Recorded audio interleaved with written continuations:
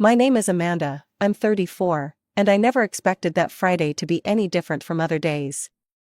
Just another day of running my company, making decisions, and going home to my empty but peaceful apartment. Growing up, I was always the invisible child. My parents made it clear that my sister Olivia, 8 years younger than me, was their favorite. When I left for college, our already strained relationship practically dissolved. They focused exclusively on Olivia, while I built my life and career independently. It's been years since I've been to my parents' house. The last significant event we shared was my wedding several years ago. They showed up briefly with Olivia, criticized my unsophisticated dress, made a few obligatory toasts, and left. When I got divorced 2 years ago at 32, they called only to express their disappointment in me. That pretty much sums up our relationship, distant and cold. That Friday started like any other. I was reviewing quarterly reports when my phone rang. I usually ignore personal calls during work hours, but seeing my sister's name on the screen made me curious. We hadn't spoken in months. "Hello, Olivia," I answered, keeping my voice neutral. "Amanda," she said, her voice dripping with the superiority I'd grown accustomed to. "I'm having a party this Friday at Mom and Dad's. I got promoted at work." "Congratulations," I said sincerely. Despite our issues, I didn't wish her ill. "Yeah, so anyway," she continued dismissively, "I'm inviting you. You can come if you want, if you're not bothered by the fact that your little sister is more successful than you." I almost snorted at the irony but managed to keep my composure. If only she knew that I ran a multi-million-dollar company with over 100 employees. "I'll definitely come," I replied calmly. "Really?" she sounded surprised. "Well, it starts at 7, don't be late."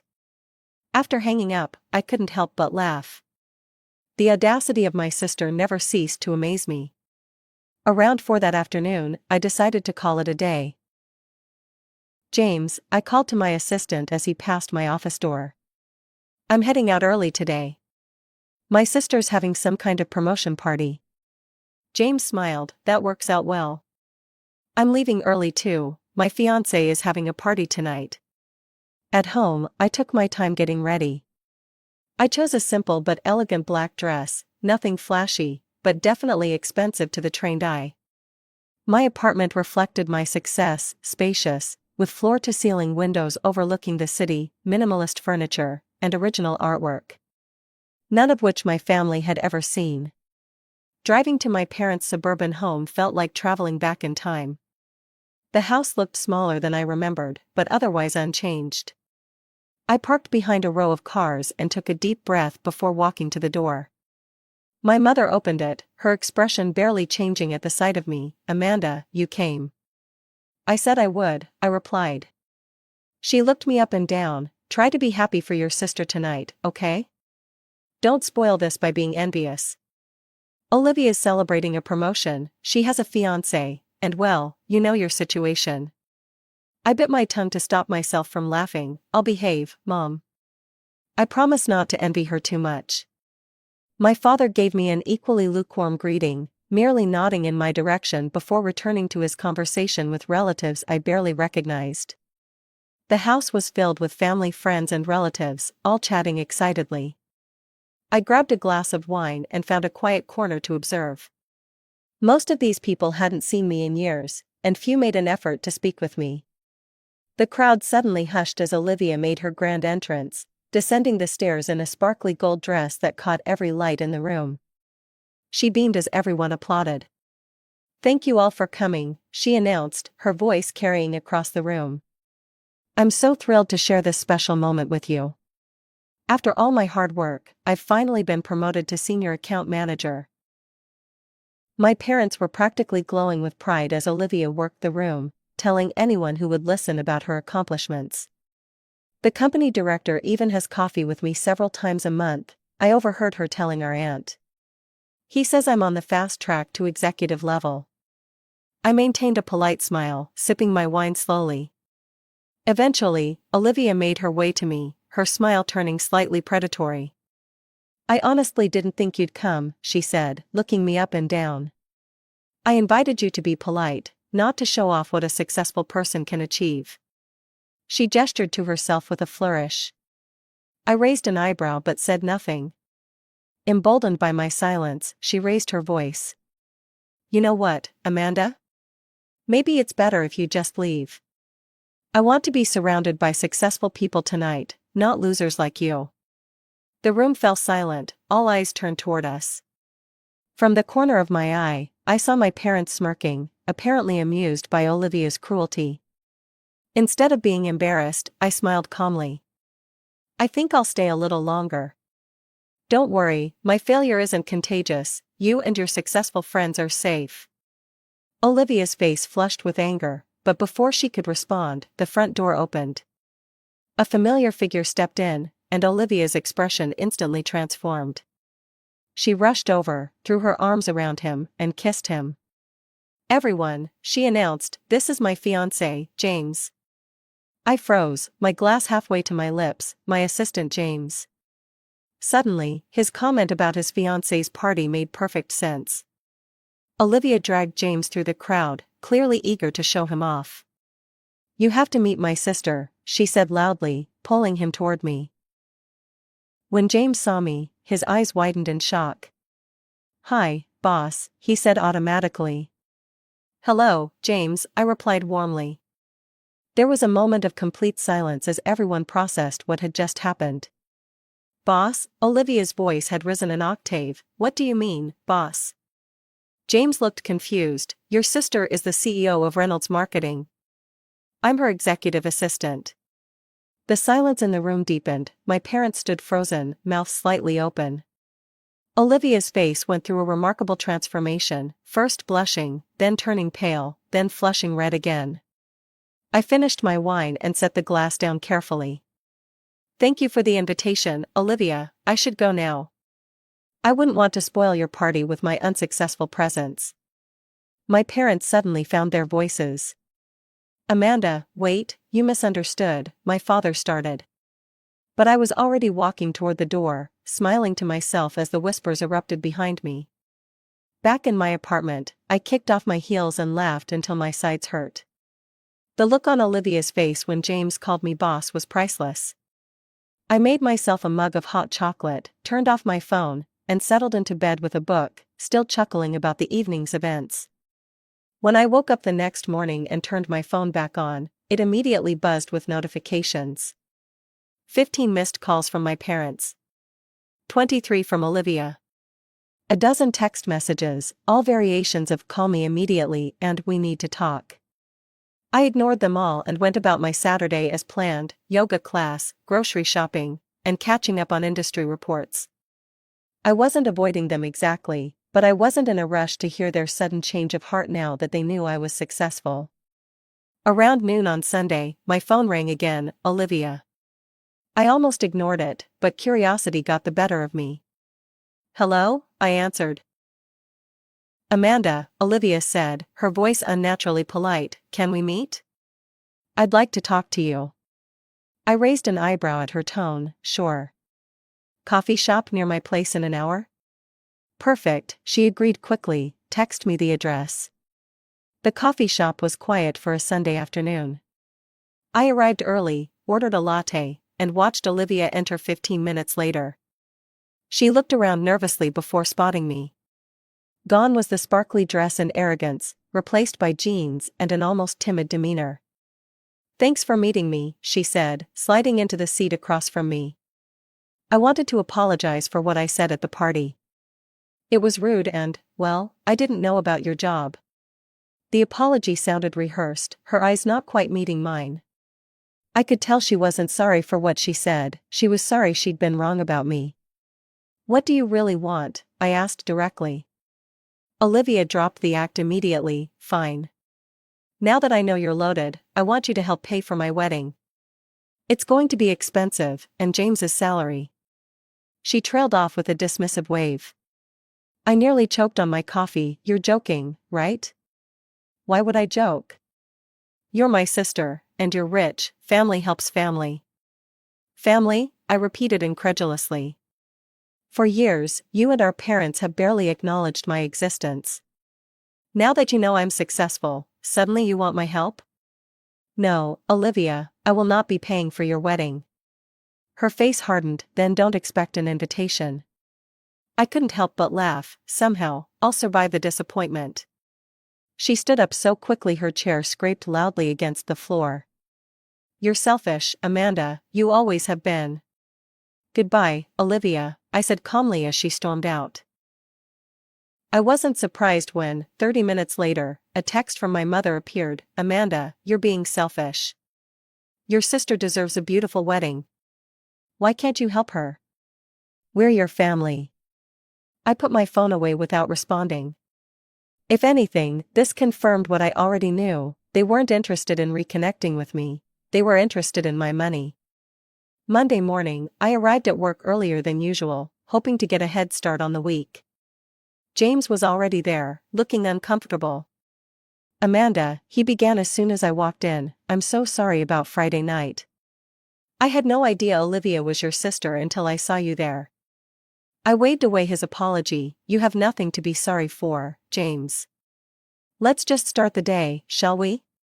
Your relationship with my sister has nothing to do with our professional one. We fell back into our usual routine, reviewing the week's schedule and prioritizing tasks. I was grateful for James's professionalism. He was an excellent assistant, regardless of his poor taste in fiancés. A few uneventful days passed. I thought perhaps my sister had gotten the message, but I should have known better. Thursday afternoon, while I was in the middle of a conference call, the receptionist buzzed me. Ms. Reynolds, there's an Olivia Carter here insisting on seeing you. She says she's your sister. I sighed. Tell her I'm in a meeting. I did. She says she'll wait. After finishing my call, I stepped out to find Olivia lounging in the reception area, examining her nails.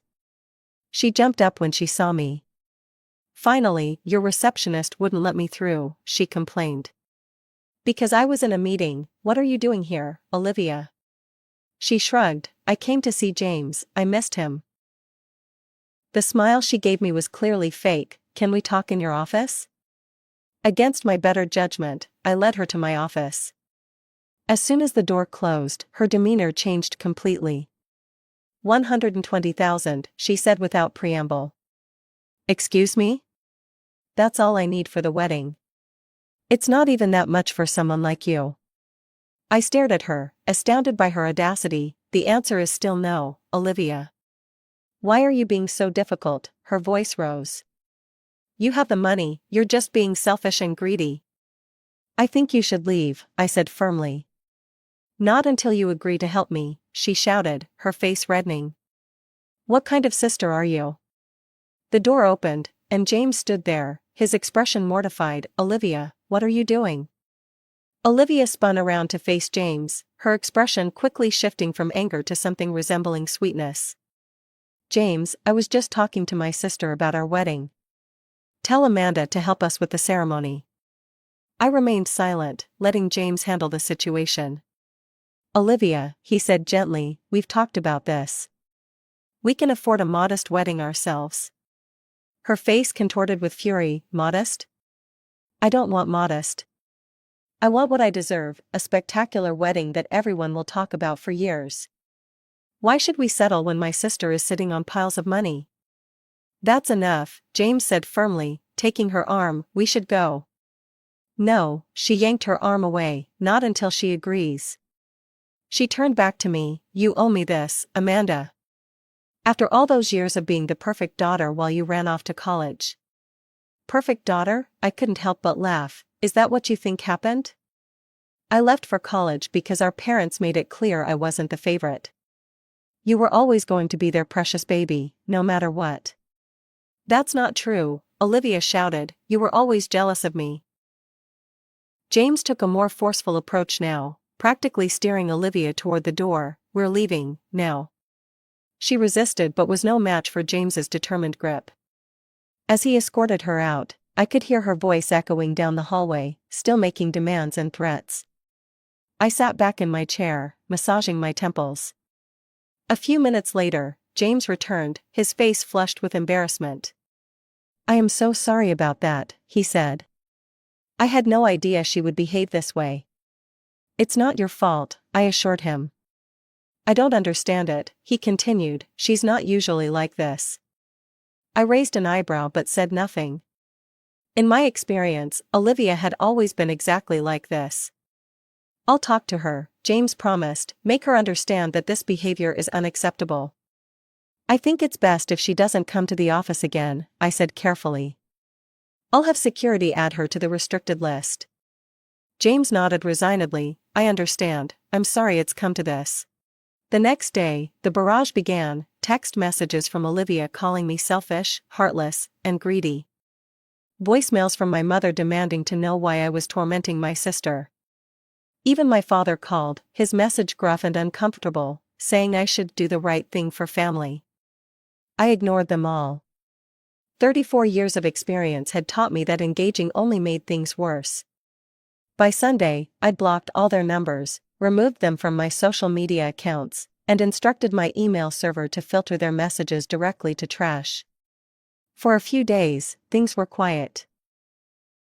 I focused on work, had dinner with friends, and even went on a date that, while pleasant, didn't lead to anything. I was beginning to think the storm had passed. Then Tuesday morning, as I pulled into my reserved parking space at work, Olivia darted out from between cars. You think you can just block me and I'll go away, she shouted as I stepped out of my car. You're not getting rid of me that easily. I looked around, noticing several employees watching the scene unfold. Olivia, this is not the place. Oh, I think it's exactly the place, her voice echoed across the parking garage. Everyone should know what kind of person you really are. You're in love with my fiancé, aren't you? That's why you won't help with the wedding. You're trying to sabotage my relationship. I was so stunned by the accusation that I couldn't immediately respond. In the silence, Olivia seemed to grow more confident. I've seen how you look at him. You're just jealous because I have someone and you're alone. You want him for yourself. Ms. Reynolds, is everything all right? Two security guards approached cautiously. No, everything is not all right, Olivia answered before I could. This woman is trying to steal my fiancé. Please escort my sister off the property, I said to the guards, finding my voice at last. She's not authorized to be here. You can't do this, Olivia screamed as the guards gently but firmly guided her toward the exit. You can't just throw me out. I'm family. I walked into the building, aware of the whispers and stares. By the time I reached my office, James was already waiting, his face ashen. I just heard what happened, he said. Amanda, I don't know what to say. You don't need to say anything, I replied, setting down my bag. But you do need to figure out this situation with Olivia. I can't have her showing up at my workplace making scenes. I know, he ran a hand through his hair, she's been different lately. Ever since she found out about your position. It's like she's obsessed with your money. And accusing me of being in love with you? Where did that come from? James looked genuinely confused. I have no idea. I've never given her any reason to think there's anything but a professional relationship between us. Well, handle it, I said firmly. I don't want to have to get a restraining order against my own sister. He nodded and left, looking troubled. I spent the morning trying to focus on work, but my mind kept returning to Olivia's bizarre accusation. Was she just trying to hurt me, or did she genuinely believe I had designs on James? The thought was so absurd I would have laughed if the situation wasn't so serious. That evening, I took additional precautions. I blocked my family's numbers on my home phone, added extra security measures to my apartment building, and even changed my routine for a few days, just in case Olivia decided to ambush me again. A week passed with no incidents, then two. By the third week, I was beginning to relax, thinking perhaps James had gotten through to Olivia after all. 1 month after the parking lot incident, James knocked on my office door just as I was wrapping up for the day. Got a minute? He asked, his expression serious but calmer than it had been in weeks. I wanted to let you know that I broke up with Olivia. I tried to hide my surprise. I'm sorry to hear that. Don't be, he shook his head, I should have done it sooner. After that scene she made here, things just got worse. She demanded I quit my job because she didn't want me working with you. She kept accusing me of having an affair with you. When I refused to quit, she started checking my phone, showing up at my apartment unannounced. He trailed off, looking exhausted. I nodded, unsure what to say. James was a good guy who'd gotten caught in the crossfire of a dysfunctional family situation. Anyway, he continued, I just wanted you to know. I hope this means the disruptions to the office are over. I hope so too, I said sincerely, and James? Take some time if you need it. You've been through a lot. He gave me a small smile, thanks, but I'd rather stay busy. Work is a good distraction right now. Life settled back into a comfortable rhythm after that. Without the constant threat of Olivia appearing or my phone buzzing with angry messages, I found myself more relaxed than I'd been in months. I briefly wondered if my parents would reach out, perhaps to apologize or at least acknowledge the situation, but they remained silent. It confirmed what I'd always suspected, their interest in reconnecting was solely based on what they thought they could get from me. With Olivia no longer engaged to my assistant and the prospect of a lavish wedding fading, they had no use for me. Strangely, I felt more at peace with that knowledge than I ever had before. For years, I'd carried a quiet hope that someday they might see me, really see me, and regret the relationship we'd never had. Now I accepted that it would never happen, and that acceptance was freeing. Spring turned to summer, and work kept me busy with new clients and expanding projects. James continued to be an exceptional assistant, never bringing up personal matters during work hours. Occasionally we'd grab lunch together, and he seemed to be healing from the breakup, focusing on his career and reconnecting with friends. One Wednesday in late July, James came into my office with his usual stack of mail and messages, but he was practically bouncing with excitement. Everything okay? I asked, amused by his barely contained energy. Actually, I wanted to ask you something personal, he said. I've been seeing someone for a few months now. Her name is Claire, she's an architect, and well, we're getting married. James, that's wonderful news, I said, genuinely happy for him, congratulations. He beamed, thank you, we're having a small ceremony next month. Just close friends and family. I'd really like it if you could come. Me? The invitation caught me off guard. Of course you've been more than just a boss to me, especially through everything that happened with. He paused, well, you know. You've been a friend, and it would mean a lot to have you there.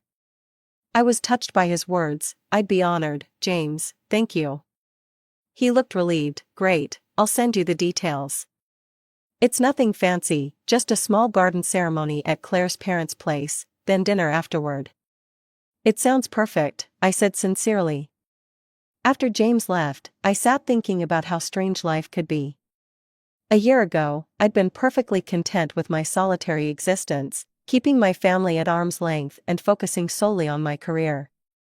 Now, I was being invited to my assistant's wedding, an assistant who had nearly become my brother-in-law.